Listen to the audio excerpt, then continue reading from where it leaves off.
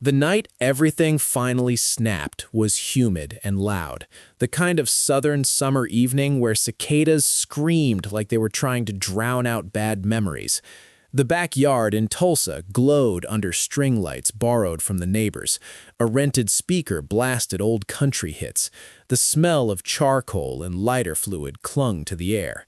My mother, Carol, stood near the picnic table holding a red plastic cup like it was a microphone. She always needed an audience. "Some kids," she said, laughing too loudly, "grow up knowing how to give back to their family. Others just take and disappear." Her eyes found my brother, Mason, golden boy, high school football hero, still living at home at 28. People laughed on cue. I raised my own cup and smiled. "Good thing I already disappeared. I moved to Seattle last year." The music kept playing, but the air changed. Mom's smile froze. Someone coughed. Mason stared at his shoes. I set my cup down, walked through the sliding door, grabbed my jacket, and left. That was the last family gathering I ever attended. If someone in your family ever made you feel like leaving was survival, you are not alone. I grew up in a pale blue house with peeling trim on the edge of town, the kind of place where the grass always looked tired no matter how often Dad mowed it. Inside, everything revolved around Mason. Football schedules taped to the fridge, his trophies lined the mantel, newspaper clippings framed like museum pieces. My birthdays were quiet. One year, Mom forgot entirely until my aunt reminded her on Facebook. We ate boxed cake at 9 at night. Mason complained it wasn't chocolate. Dad, Frank, worked construction. He came home sore and silent, boots kicked off by the door. He wasn't cruel, just absent. When Mom yelled, he stared at the TV. When I spoke, he nodded without listening. Support in our house meant sacrifice. My weekends went to Mason's games. My savings went to Mason's equipment. My plans bent around Mason's needs. I learned early that complaining only made things worse.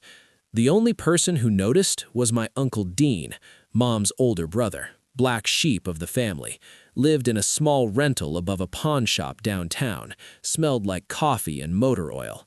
Dean showed up unannounced on Sundays. He brought groceries we did not need and stories Mom hated.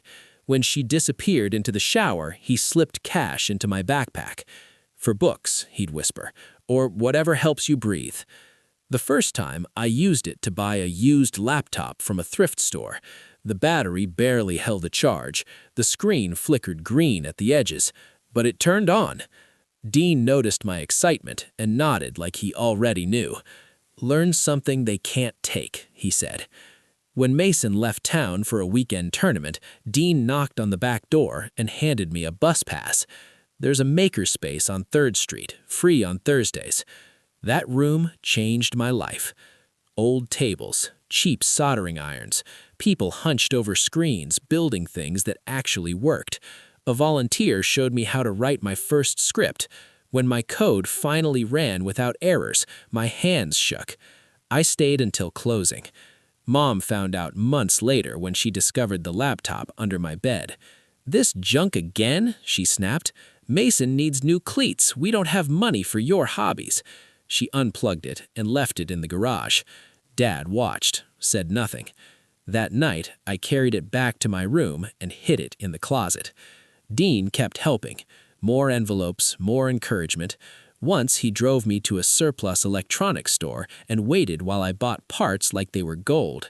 "Build something real," he said. So I did. I turned the crawl space into a workspace. Bare bulb, folding table, old fan for cooling. I taught myself networking from library books, built servers from discarded desktops, learned by breaking things and fixing them again.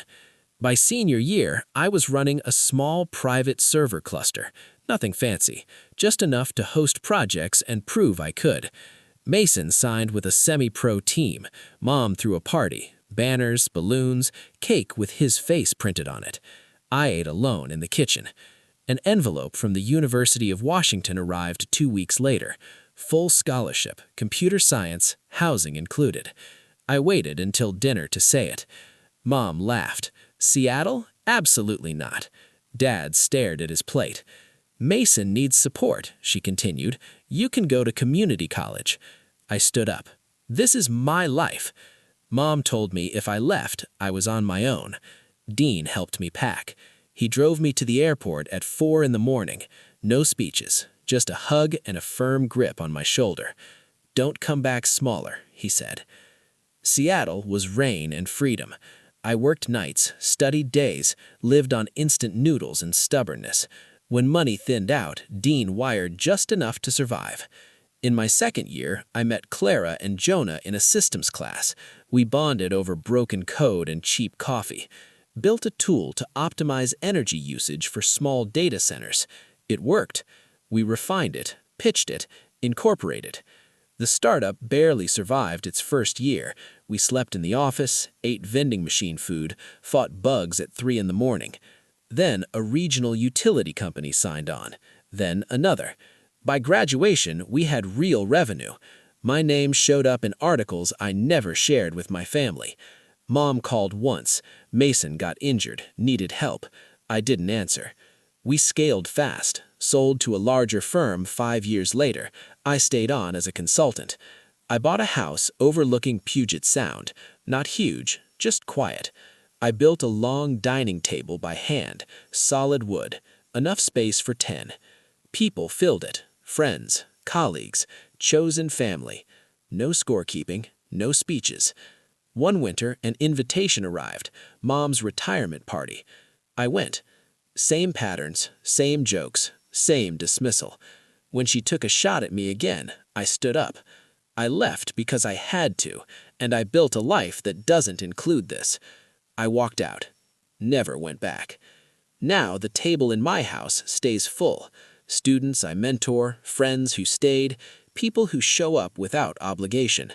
Dean moved nearby. We cook every Sunday. Family, I learned, is not blood. It is the people who choose you and keep choosing you.